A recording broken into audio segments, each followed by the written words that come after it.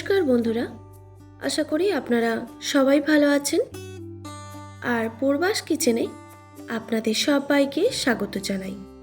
আজকে আমি আপনাদের সঙ্গে আলুর চপের রেসিপিটি শেয়ার করব, যেটা বৃষ্টির দিনে মুড়ির সঙ্গে খেতে কিন্তু অসাধারণ লাগে। তো চলুন দেখে নেওয়া যাক আজকের রেসিপিটি। আলুর চপ বানানোর জন্য প্রথমে আমি বেসনটা রেডি করে নিচ্ছি। আমি 2 কাপ বেসনে দিয়ে দিলাম হাফ টেবিল চামচ হলুদের গুঁড়ো আর হাফ টেবিল চামচ কাশ্মীরি লঙ্কার গুঁড়ো, আর দিয়ে দিলাম স্বাদ মতো নুন আর 1 টেবিল চামচ রোস্টেড কসুরি মেথি। এবার সব শুকনো উপকরণগুলোকে একসঙ্গে ভালো করে মেখে নিতে হবে।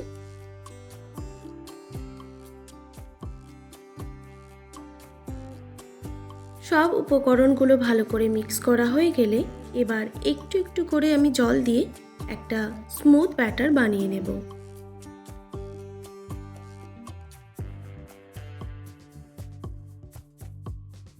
তবে একসঙ্গে বেশি জল দিতে যাবেন না, তাহলে কিন্তু ব্যাটারটা একদম পাতলা হয়ে যেতে পারে। তো একটু একটু করে জল দিয়ে কিন্তু মেখে নিতে হবে।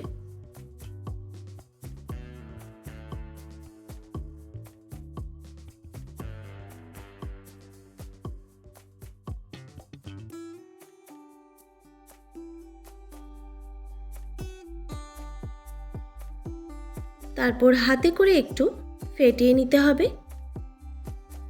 বেসনের মধ্যে কোনো লাম্পস বা দলা যেমন না থাকে, সেই জন্যেই ফেটিয়ে নিতে হবে। দেখুন, একদম রেডি। এবার এটা আমি রেস্টে রেখে দিচ্ছি প্রায় 15 থেকে 20 মিনিটের জন্য।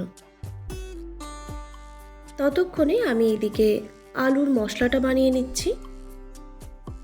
কড়াইতে দিয়ে দিলাম 2 টেবিল চামচ সর্ষের তেল।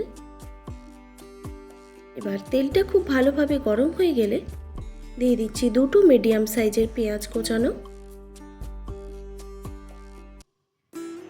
পেঁয়াজটাকে প্রথমে হালকা করে ভেজে নিতে হবে।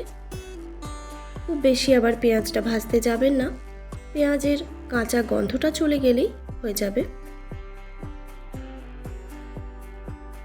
পেঁয়াজটা হালকা করে ভাজা হয়ে গেলে দিয়ে দিচ্ছি থেঁতো করে রাখা রসুন। এবার পেঁয়াজ রসুনটাকে ভালো করে ভেজে নিতে হবে, মানে খুব বেশি ভাজার দরকার নেই, শুধু কাঁচা গন্ধটা চলে গেলেই হবে।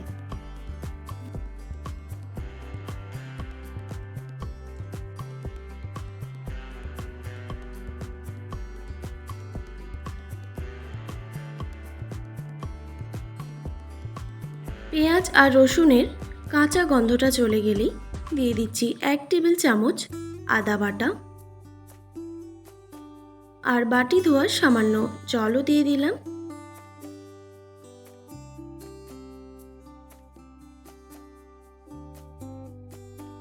তারপর একটু নাড়াচাড়া করেই দিয়ে দিচ্ছি 1 টেবিল চামচ হলুদের গুঁড়ো,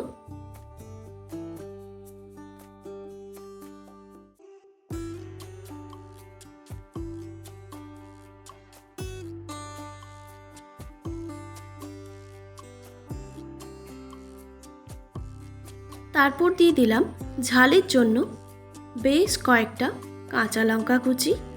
তবে ঝালটা আপনারা অবশ্যই কম বেশি করে নেবেন।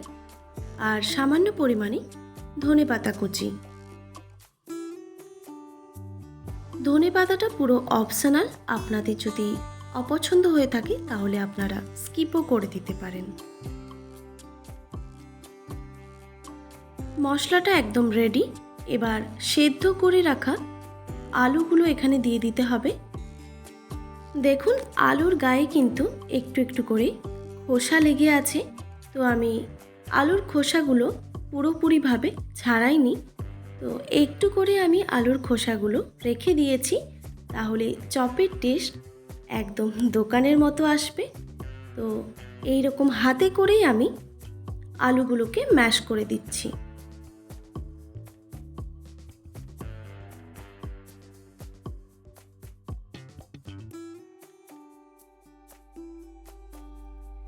তারপর ভালো করে মশলার সঙ্গে মিক্স করে নিতে হবে।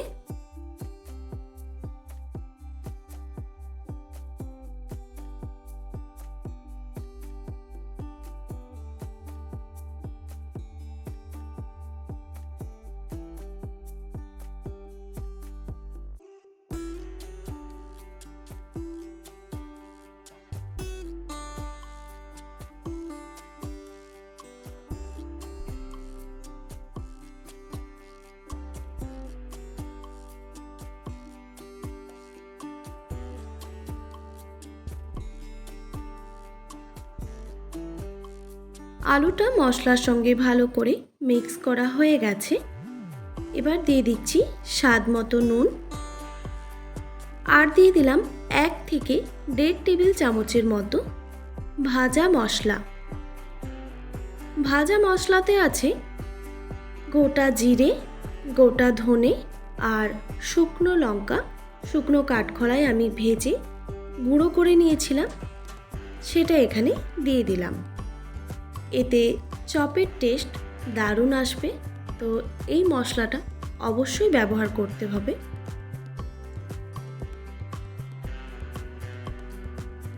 তারপর সব উপকরণগুলোকে ভালো করে মিশিয়ে নিতে হবে।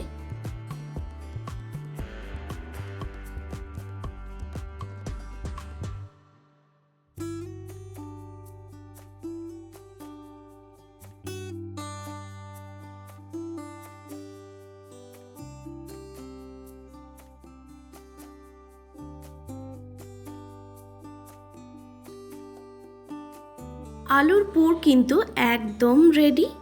এবার এটা একটা প্লেটে নামিয়ে ঠান্ডা করে নিতে হবে।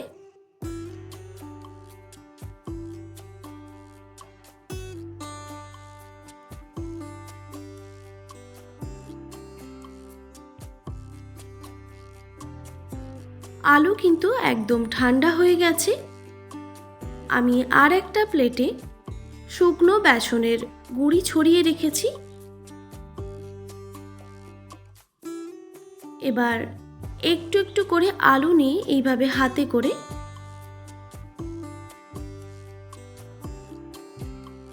চ্যাপটা মতো করে নিতে হবে। দেখুন, একটা চপের শেপ দিয়ে দিলাম। এইভাবে আমি সব আলুগুলো রেডি করে নেব।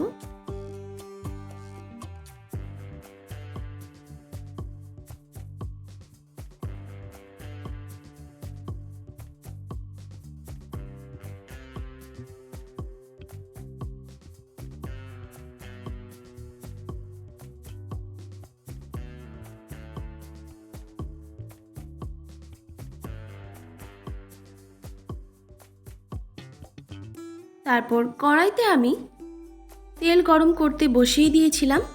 তেলটা ভালোভাবে গরম হয়ে গেছে। এবার চপগুলো আমি ভেজে নেব একটা আলুর পুর দিয়ে এইভাবে। তবে বেসনটা এখানে কিন্তু পাতলা রাখতে হবে, খুব বেশি মোটা করা যাবে না। এইভাবে এবার চপগুলো আমি ভেজে নেব। তবে বেসনের মধ্যে আমি সামান্য বেকিং সোডা দিয়েছিলাম, সেটা দেখাতে আমি ভুলে গিয়েছিলাম। তো আপনারা অবশ্যই বেকিং সোডাটা ইউজ করবেন।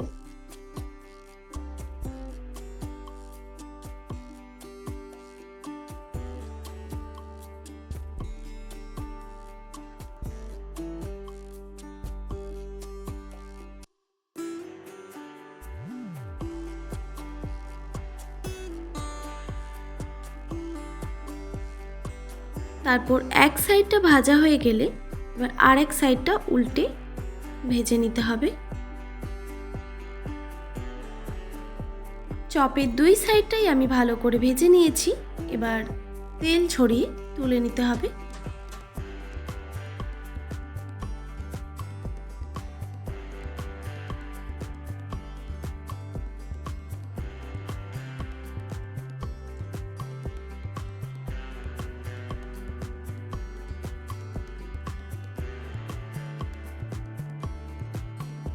এবার বাকি চপগুলো আমি একইভাবে ভেজে নেব।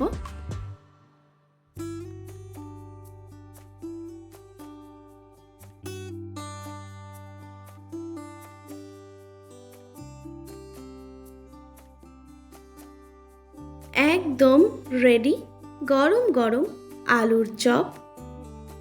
এটা এবার মুড়ি বা চায়ের সঙ্গেও পরিবেশন করতে পারেন। আশা করি আজকের রেসিপি আপনাদের ভালো লেগেছে।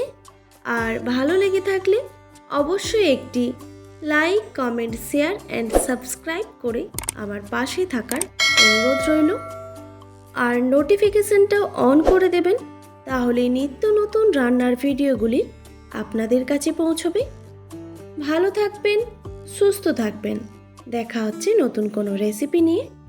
আর এতক্ষণ আমার সঙ্গে থাকার জন্য আপনাদের সবাইকে অনেক ধন্যবাদ।